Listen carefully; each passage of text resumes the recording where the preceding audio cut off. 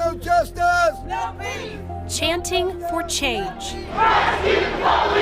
Frankly, time is up. Justice! Protesters calling for an end to police brutality and racial injustice. If you care about human rights, how many times does this have to happen? I mean, where's the humanity? The idea that anybody is going to come and save communities of color, individually or collectively, is gone. Now, a time to talk from a safe social distance. So we try to get out in the community and make those relationships work. The sheriff's right. Communication is key. No matter what color. A time to listen. So my number one concern is to get my sons home safe and get them home alive. Justice for Floyd! And a time to learn. I have never lived as a black person, so I have never experienced that. This is a KOMU 8 News special report. Welcome to KOMU 8's special report, Police, Protests, and Progress, a candid conversation. I'm Emily Spain. Thanks for joining us. Many voices across mid-Missouri are speaking out about change. For the next half hour, we're bringing together community members and local leaders to discuss recent events and talk about how we move forward from here.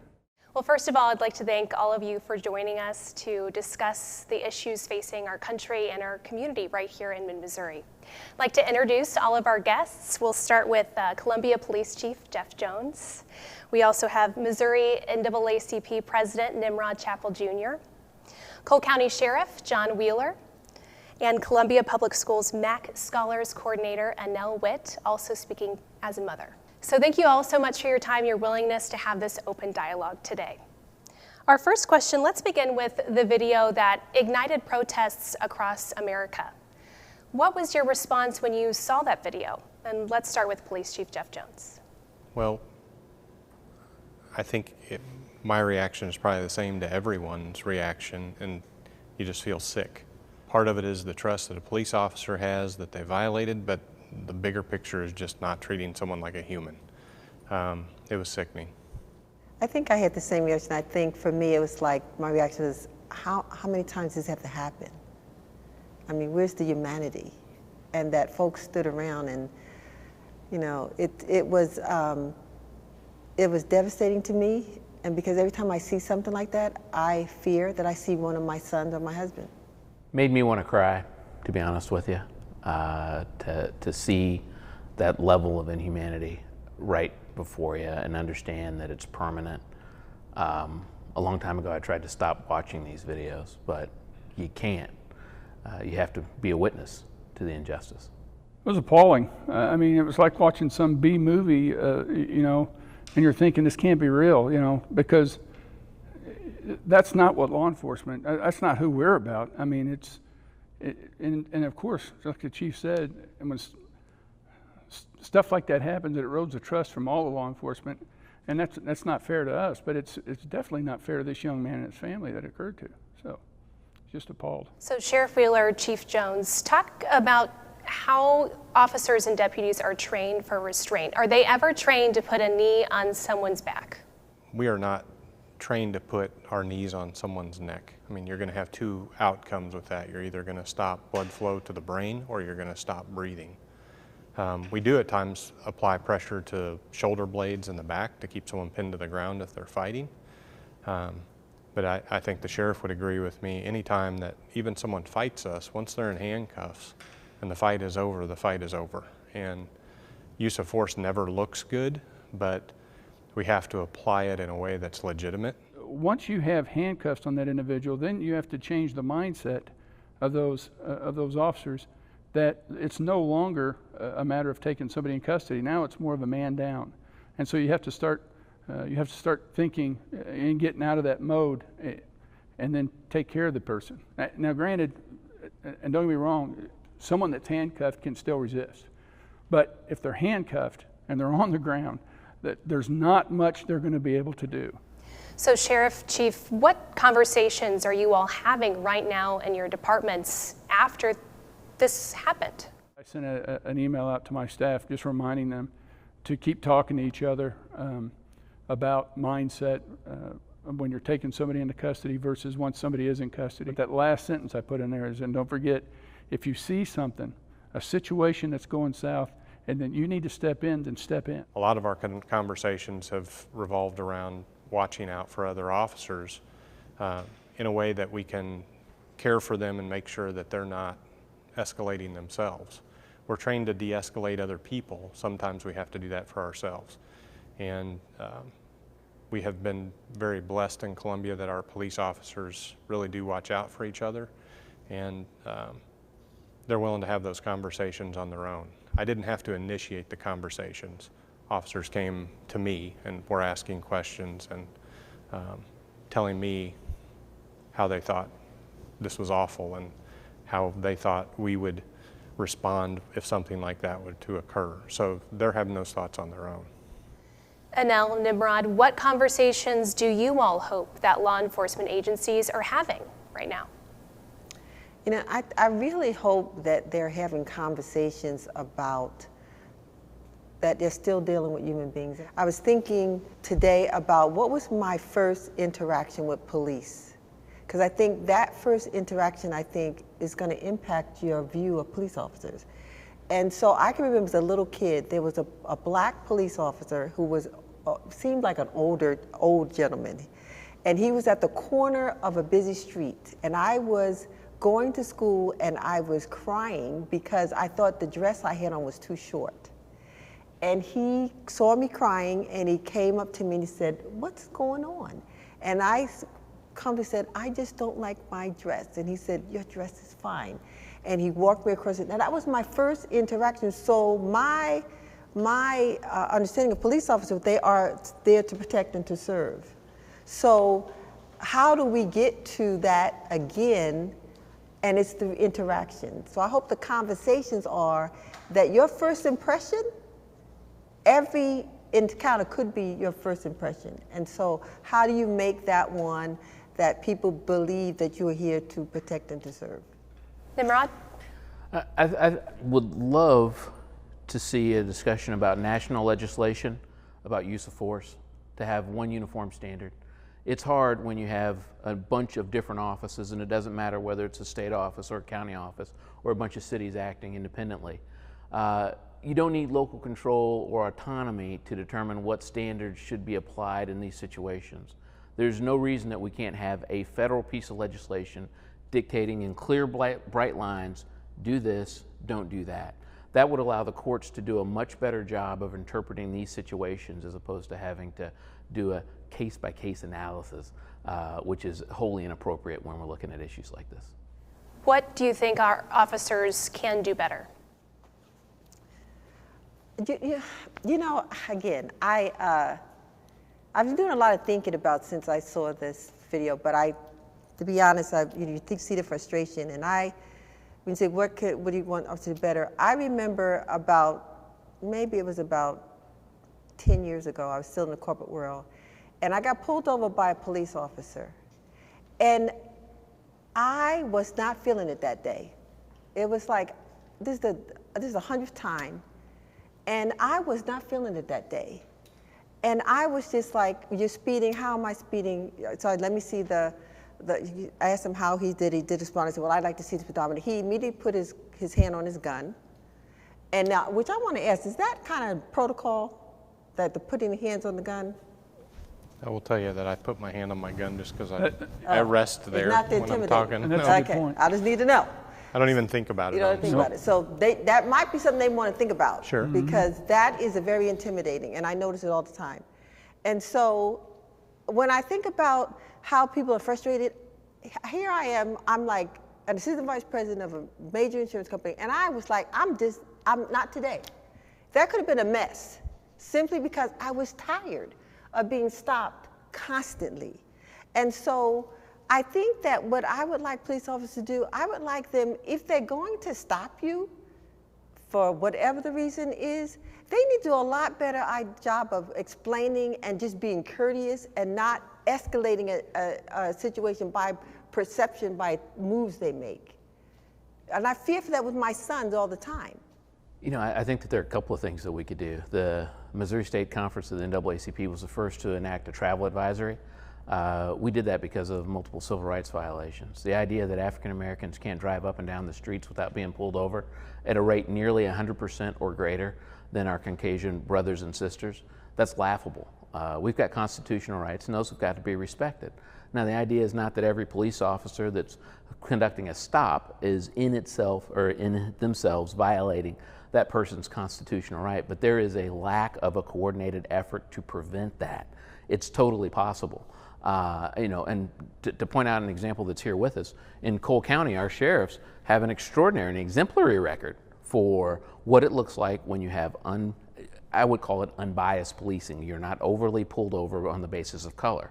And so where that exists, it's up to the communities to demand local leaders change that, right? And Chief, you've got one heck of a job. That's got to be impossible. You can't be in every car and dictate every situation, but the conduct has got to change because people don't feel safe. I think it's really important as an organization that does have a high disparity rate in traffic stops to ask the question why. Because, and we've talked about this a lot too, for years now we have asked questions, had conversations, and you'll hear people all over the place say, well, let's talk about it, I want to listen, which is good, but if you don't do anything with the information, then there's nothing to be gained from it. So our conversations have guided policy changes. It has guided how we train people, and the work's not done. We have to continue to do that, but it doesn't happen quickly, not as quickly as I like, but there are a lot of people in this town I care about, including Annelle, but those are real people that are behind this. It's not numbers. So I think it's important that we act on the information that we find through policy, through training, and really setting a philosophy in a police department that we're going to treat people the right way. Chief Jones, how do you move forward with improving that data that you brought up about that disproportionate number of more black drivers being pulled over? Well, first it's through policy change. We used to involve ourselves in a practice that was called saturations. So that would involve going into a part of town where there was a lot of criminal behavior being reported to us or being observed, and we would really over-police it and stop everything that moved where we could get reasonable suspicion to make a stop. And what that did is it disproportionately affected people in lower income neighborhoods that are predominantly minorities, and we had very little to gain from it. Now, we made some good cases doing that, but proportionally it didn't work. So we made a policy change that we won't do saturations. Our stops, if they're pretextual stops or investigative stops, are done based on intelligence, on articulable facts, so that we're not doing saturation patrols. So that's one policy. We have a bias-free policing policy, but that again goes back to leadership and being out in front and bringing issues up. We started a vehicle stops committee, and that's a lot of people that often don't agree with me, but we have really frank conversations, but it's really a community effort in changing this because there's a lot that goes into it. Room to grow? Absolutely. How would you grade your departments on how they interact with communities of color? I think we do pretty good. I'm a huge believer in relationships. So for instance, if Rod was to call me, I always take his phone call because I know that if he's calling me, it's something important. He's not going to waste my time. But on the same thing, if I need a favor from him, it might be easy for him to say no to the Cole County Sheriff, but it's going to be hard for him to say no to John, his friend. So we try to get out in the community and make those relationships work. So whenever something does bad happen, we have individuals that will step up and talk to us and tell us what's going on. So I am often, if not every day, telling them to go out and talk to people. And it goes back to those relationships, having proximity to people. And we keep using the term community policing. It's really just good policing, and I say that over and over again. But this is about relationships and people seeing each other as human first, and then the other stuff really if you get everyone working together, it takes care of itself. Anel and Nimrod, do you feel like their assessments are accurate? It has to be more than just talking about it. It's got to be out there doing the work and understanding the people that you're here to serve. So I say all that to say yes. I agree with the majority. The sheriff's right. Communication is key. You know, from the NAACP and local law enforcement there in Jefferson City, we've had a great relationship in terms of not necessarily we're all saying, hey, this is the right answer to a particular issue, but we can sure talk about it, you know, and if somebody raises a complaint who's a citizen, we can take that and get it in the appropriate corners and get a resolution. So Anel, you're a mother of 3 boys. Yes. What conversations have you had to have with them about interacting with law enforcement? It's the conversation, you know, that I've had with my sons since probably by the time they were 5 or 6. I had a friend of mine who has 2 sons. She's a black woman married to, her husband is white, and she came to me when her boys were probably about 7 or 8, and she says to me, do you think I should have the conversation? And I said, as a mother, do you love your kids? He said, yes. I said, so then you, as a mother, you want to do everything possible to keep them safe? Yes. I said, so then you need to have the conversation. I said, because when people look at your sons, they see 2 black boys. They don't see 2 biracial boys. And so I would have the conversation because as a mother, I want to make sure that I've done everything I can. And the conversation is not if you get stopped, when you get stopped, because the way I have been socialized as a black woman in America with 3 black sons and a black husband, I have seen time and time again when they have been stopped. So my number 1 concern is to get my sons home safe and get them home alive. And so it is hands on the wheels. It's yes sir, no sir. It's can I get whatever I need to get, and you make no moves because, and I tell them just like this, my priority is I want you home safe and alive. Now, to say that, now am I saying that I think every police officer is gonna kill my child? No, but I'm not leaving anything to chance because data indicates there's a high probability that something could go wrong. So that's the conversation. And I continue to have that conversation at 27, 23, and 43. I have never lived as a black person, so I have never experienced that. I have similar conversations with my son who's driving age because I want him to come home safe. I also understand some of the challenges that law enforcement faces just doing traffic stops in general and how risky or high risk that is for a police officer to make a traffic stop.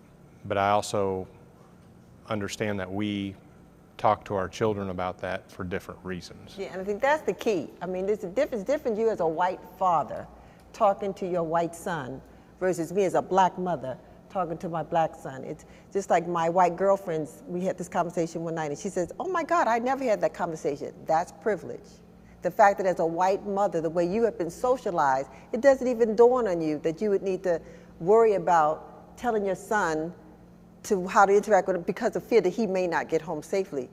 Does it hurt you, Sheriff Wheeler, to hear that that's a conversation that has to be had? I would like to say that's the first time I heard that, but that would be just a blatant lie. I was a school resource officer, I was a DARE officer, and I've had these conversations with 6th, 7th, and 8th graders. And it doesn't matter how many times you hear it, it breaks your heart every time, especially about my profession, because this is a calling. It's not a job, but for someone in my county to feel that way, it just breaks your heart. I think there's an important part we haven't talked about, and that is philosophy. And it really turns into a mindset. They understand the importance of good customer service, of service in general. And I think the majority of police officers understand that, but until you reinforce it, until you lead with those principles, it doesn't take. And the more police officers you have, it's either going to make the problem bigger or it's going to make it better. And until you have those principles in place, the philosophy in place, the training in place, the policy in place, it won't make a difference for the better. And that's what I love about you, because your head and your heart are connected. And I think that kind of leadership is really what's going to make it. It's not perfect, we're not perfect. And I don't think, not every police officer is going to be the one that may do whatever. I'm not saying that, but I'm saying that I have to err on the side of caution. And so I think that your leadership, I think where you're going is the right way. And that's why I have a lot of respect for you. Thank you. Let's talk about the protests. Mostly peaceful here locally in mid-Missouri. What do those protests mean? Sure. I think that it's an opportunity for people here in Missouri to stand up for human dignity, to say that it's enough. Frankly, time is up, okay? The idea that anybody is going to come and save communities of color individually or collectively is gone. Not the governor, not local politicians, not even national politicians. In general, there's no plan. So I think that it's communities saying that we want the rule of law, we want it applied equally, and that we're willing to come together. And sometimes that has different tenors, right? Sheriff, Chief, how are you all talking through these protests with your departments and how to handle them? Well, number one, I mean, I talked with some of the protesters, and I mean, you can feel, and I'm not as articulate as everybody here, but you could feel, you could sense the frustration, the helplessness. That's what I was taking away from it. So now, as far as law enforcement goes, I'm twofold.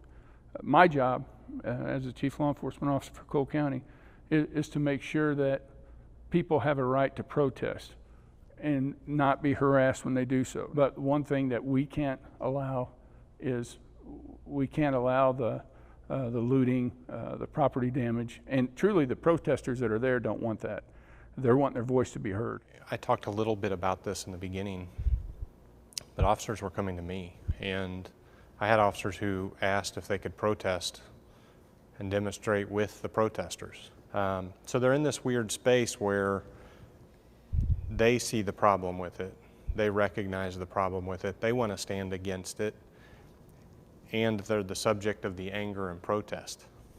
And so they're in this space that is really odd for them. And I don't know how to help them navigate that other than to support them in supporting the overall message that it can't be tolerated and we have to take some action for change.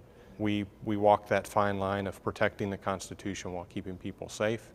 And we are giving the officers a lot of discretion to do that. The officers that you've seen kneeling in some of the coverage that you've had, they did that on their own. They weren't told to do that. I think it's encouraging.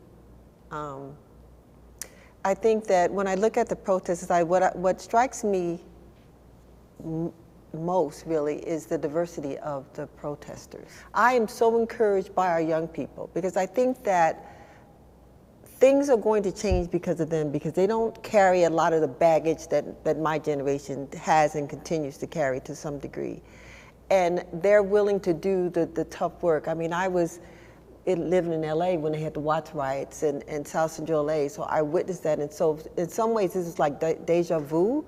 And I caught myself saying, are we back to this again? And then I had to correct myself to realize we never left, that these same issues are still there, and that how do we continue to move forward? So we're gonna have to take our community and our country and our rights back, and that means oftentimes taking it to the streets in a way that demonstrates that we are in this together and that we have the power to change. So I'm encouraged when I see it. So where do we go from here as a community in mid-Missouri? How do we move forward?